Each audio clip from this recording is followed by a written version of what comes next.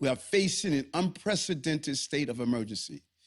The immigration system in this nation is broken. It has been broken for decades.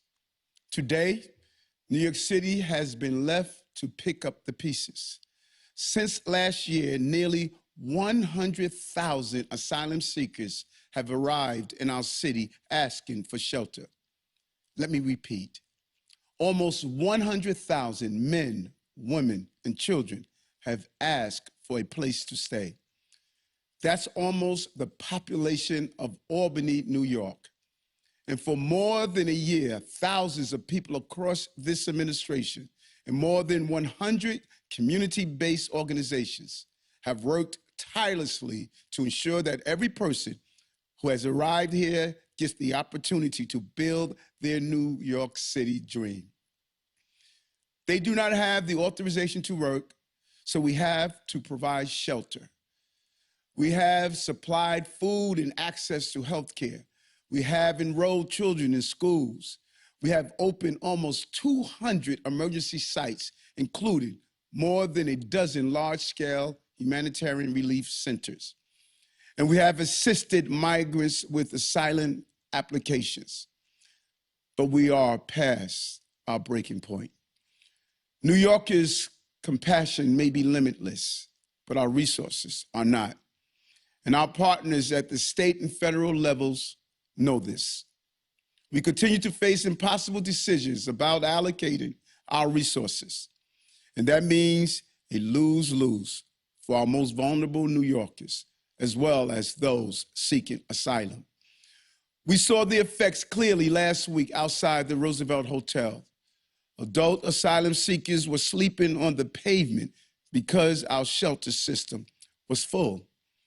I went again and again to speak with the men there. It broke my heart. It breaks this city's heart. Asylum seekers come here in search of a dream, not a nightmare. They come to work to contribute to our city and our nation's success. But the scenes outside the Roosevelt may sadly become more common if we don't get the support we need. Our city is already facing a severe housing shortage on top of trying to find space for our new arrivals. We have repeatedly asked state lawmakers to assist in building more affordable homes, but they have been unable to pass any meaningful legislation. And the costs have grown from our earlier estimates as more people continue to arrive. This is not sustainable. Let me put it in perspective for New Yorkers. For each family seeking asylum through the city's care, we spend an average of $383 per night to provide shelter, food, medical care, and social services. With more than 57,300 individuals currently in our care, on an average night, that amounts to $9.8 million a day, almost $300 million a month, and nearly $3.6 billion a year. But this is the floor, not the ceiling. This is only an estimate if the number of migrants in our care stays the same over time. It is clear to us, however, that without policy changes, the number of migrants arriving will continue to grow. This will increase our costs. If we continue down this unsustainable track with an average of almost 34,000 households a night over the course of just this fiscal year, that will increase costs to $4.7 billion. Hear me.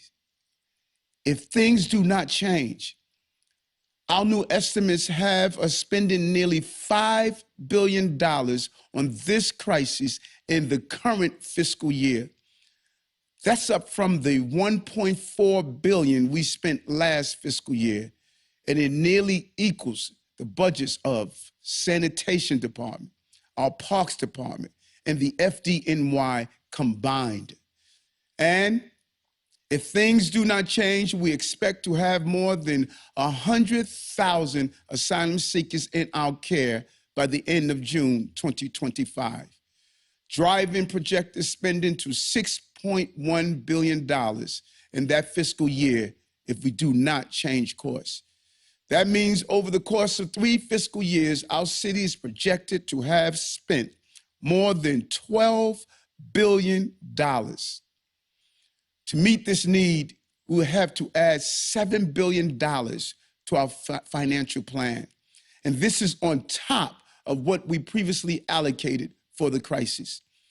This is the budgetary reality we are facing if we don't get the additional support we need from the federal and state governments.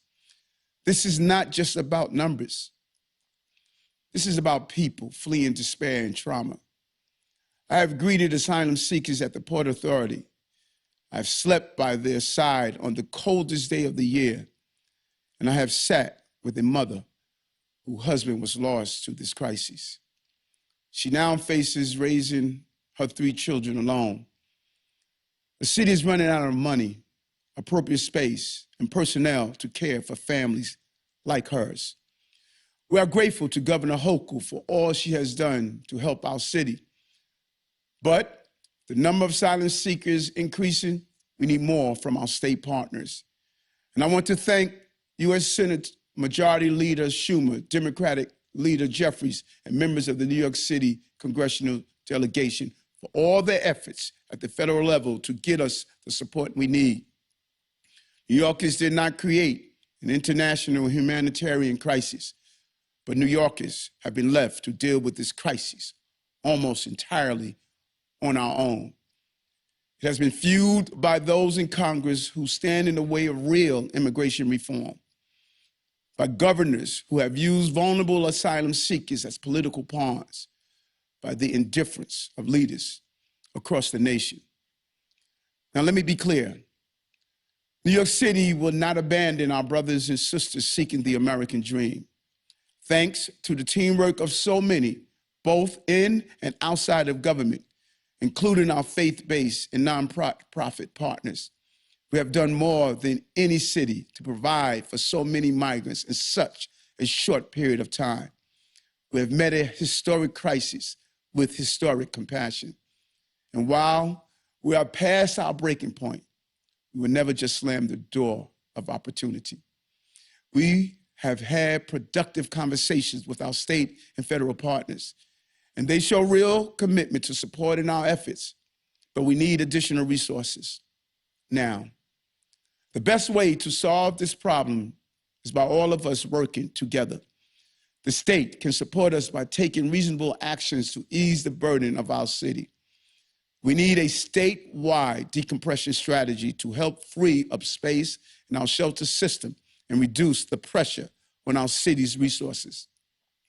The state recently announced humanitarian relief centers that they will reimburse us for, but we need more. The state can also allocate more funding to match our needs on the ground. And we are willing to work with every locality across New York State to provide support for asylum seekers because they need to play their part, just like Buffalo, White Plains, and others have. If these actions are taken, they will ease the burden on our city's resources and will enable us to reevaluate the impact on our budget.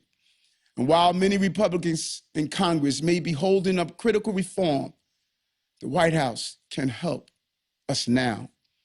I agree with Massachusetts Governor Healey.